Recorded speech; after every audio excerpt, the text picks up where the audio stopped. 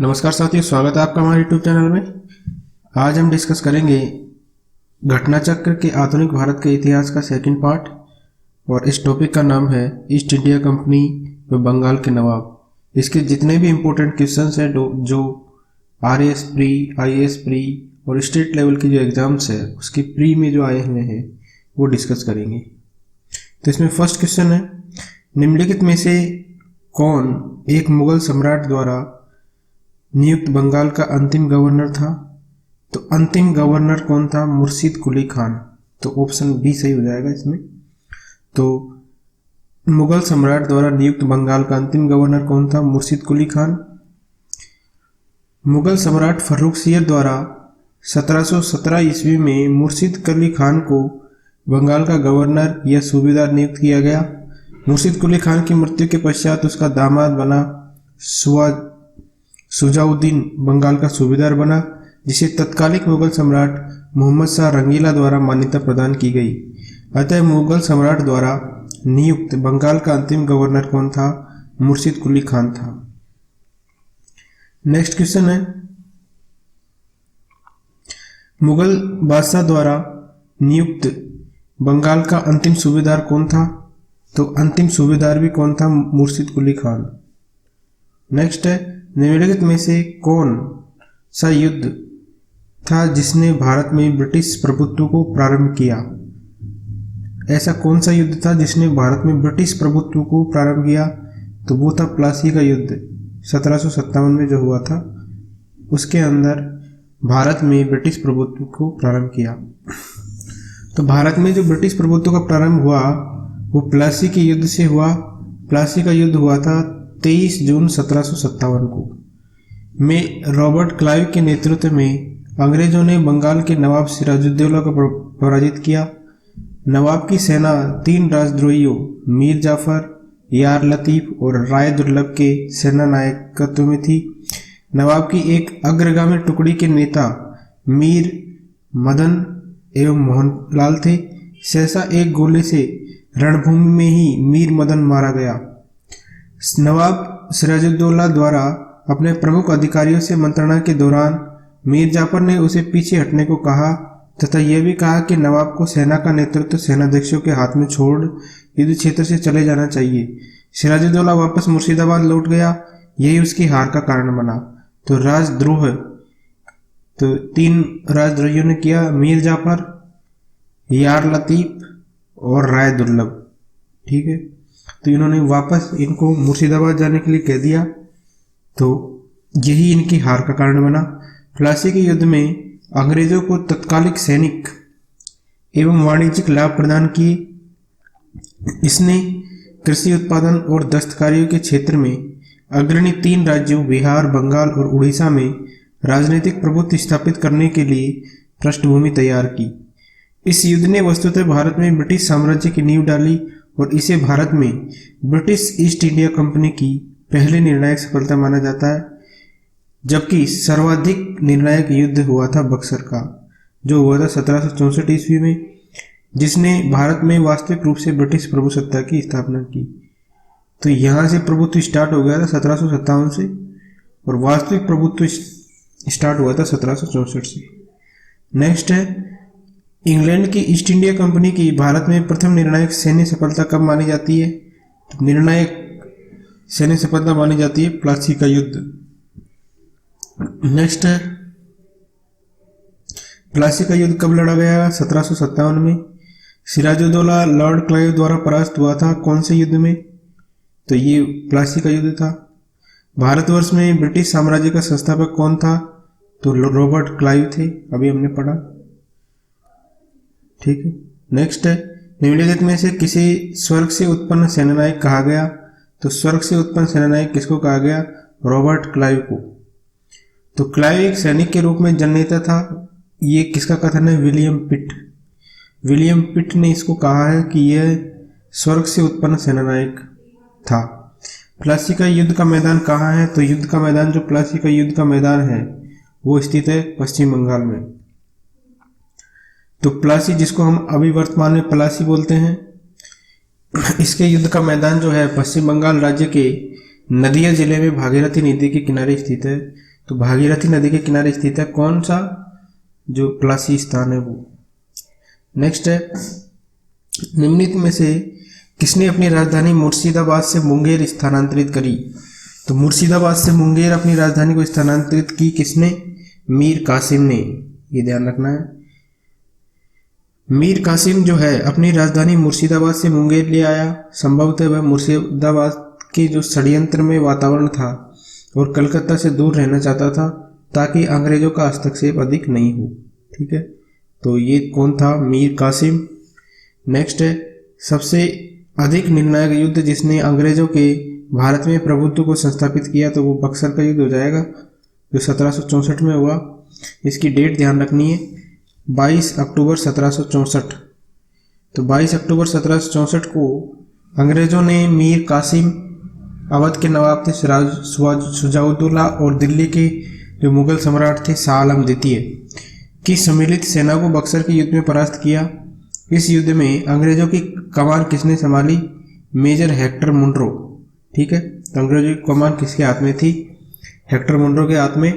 और इस युद्ध के जो परिणाम ने प्लासी के जो निर्णय है उन पर मोहर लगा दी। भारत में अब अंग्रेजों को चुनौती देने वाला कोई दूसरा नहीं था। इलाहाबाद तक का प्रदेश अंग्रेजों के अधिकार में आ गया तथा दिल्ली विजय का मार्ग खुल गया।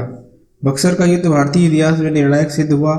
पी. रॉबर्ट्स ने बक्सर के युद्ध के बारे में कहा है कि प्लासी की अपेक्षा बक्सर को भारत में अंग्रेजी प्रभुता की जन्मभूमि मानना कहीं अधिक उपयुक्त है।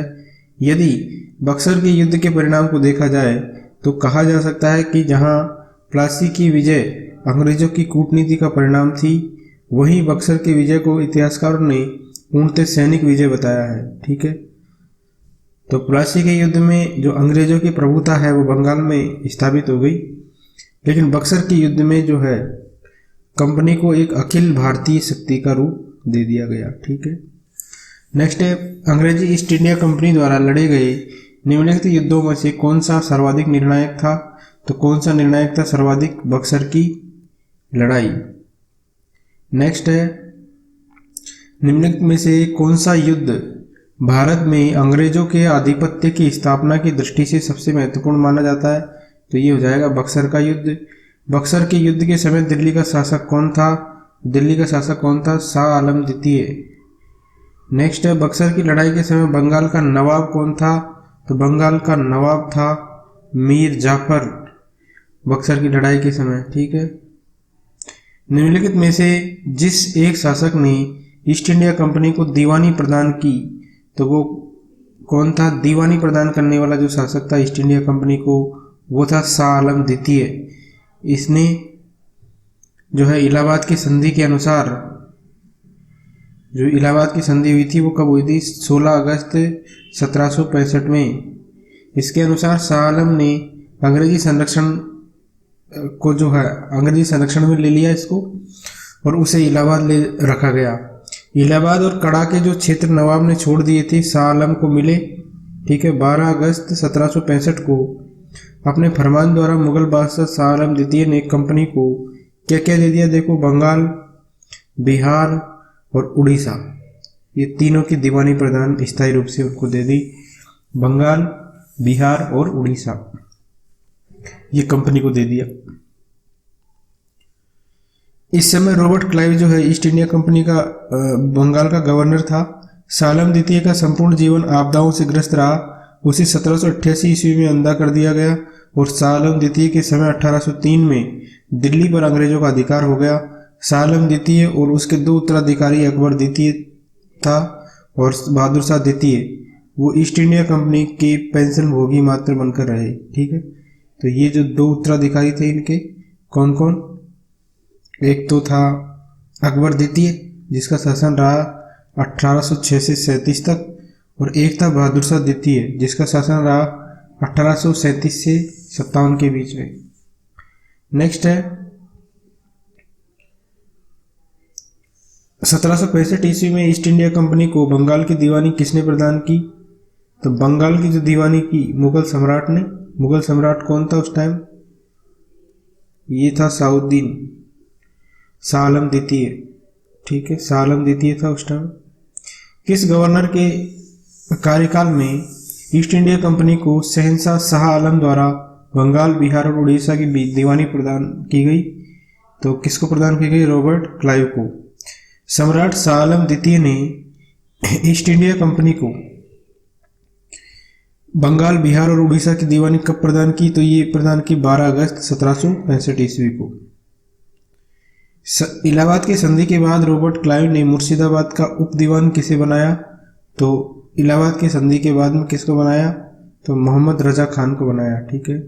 इलाहाबाद की दूसरी संधि हुई 16 अगस्त 1765 के अनुसार भगोड़े सम्राट थे शाह आलम। इनको अंग्रेजी संरक्षण में ले लिया गया तथा उसे इलाहाबाद में रखा गया। शाह आलम ने उपर्युक्त संधि के प्रावधान द्वारा कंपनी को बंगाल, बिहार और उड़ीसा की दीवानी स्थायी रूप से दे दी। नज्म-उद-दौला को बंगाल का नवाब स्वीकार किया गया, जिसके बदले नवाब द्वारा सम्राट को 26 लाख रुपए वार्षिक अदा करना था। इस समय कंपनी सीधे कर ग्रहण करने का भार न तो लेना चाहती थी और न ही उसके पास ऐसी क्षमता थी।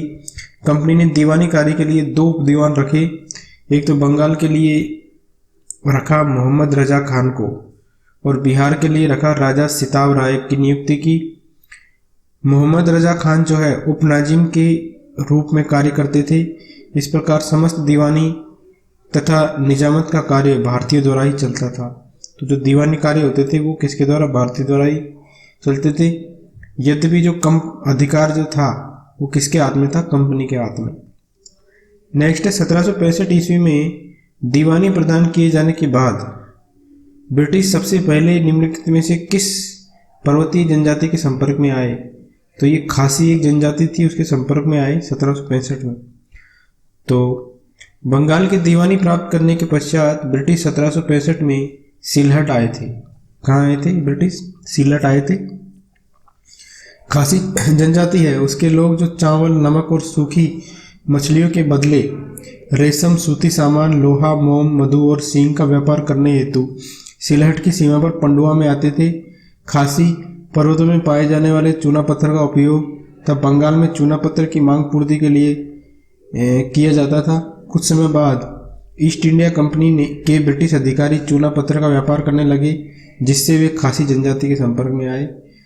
तो नेक्स्ट है अवध सल्तनत के हिंदू नायब वजीर के संदर्भ में निम्नलिखित कथनों में से कौन सा कथन सही है? राजा टिकैत राय नवाब आसफ-उद-दौला के अर्थमंत्री थे और अवध के नवाबों के राज्य में सामान्यतया कतिपय हिंदू जातियों के लोगों को उच्च स्थान प्राप्त था। तो इसमें दोनों ही जो है सही है।